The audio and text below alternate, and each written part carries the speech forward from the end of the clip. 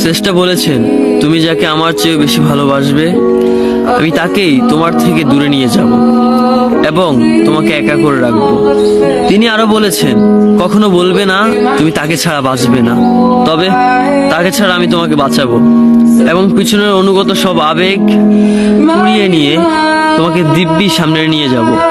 তুমি কি দেখো না, ঋতুরাও বদলে থাকে, ছায়া দেয় যে গাছটা শুকিয়ে গেছে। তোমাদের ধৈর্য হারিয়ে যায়, কিন্তু তোমার শ্রেষ্ঠা ধৈর্যশীল এবং পরম দয়ালু। সেই ঝরে যাওয়া পাতার ঢাল থেকে আবারও সবুজ পাতা গজায়। তুমি দেখো না তোমার শ্রেষ্ঠার নিদর্শন, যে মানুষটাকে তুমি নিজের অংশ ভাবতে সেই মানুষটাও একদিন অচেনা হয়ে যায়, তোমার মন ভেঙে যায়। এমনকি তোমার বিশ্বস্ত বন্ধুরাও স্বার্থ পুড়িয়ে যাওয়ার পর বিশ্বাসঘাতকে পরিণত হয়। তুমি কি তা দেখো না? যে মানুষটাকে নিজের জীবনের চেয়েও বেশি ভালোবাসতে সেই মানুষটাও প্রতারণা করে। তবে তুমি কেন চেষ্টার বিমুখ হয়ে মানুষকে ভরসা করো? অদ্ভুত এই পৃথিবীতে যখন তুমি ভাবো এটা হবে না কখনোই, কিন্তু কিছুক্ষণ পর সেটাই হয়।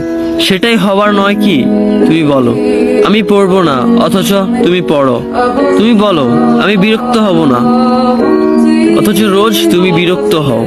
এবং সবচেয়ে বিচিত্র বিষয় হলো তুমি বলতে থাকো আমি মরে গেছি, অথচ তুমি বাঁচো।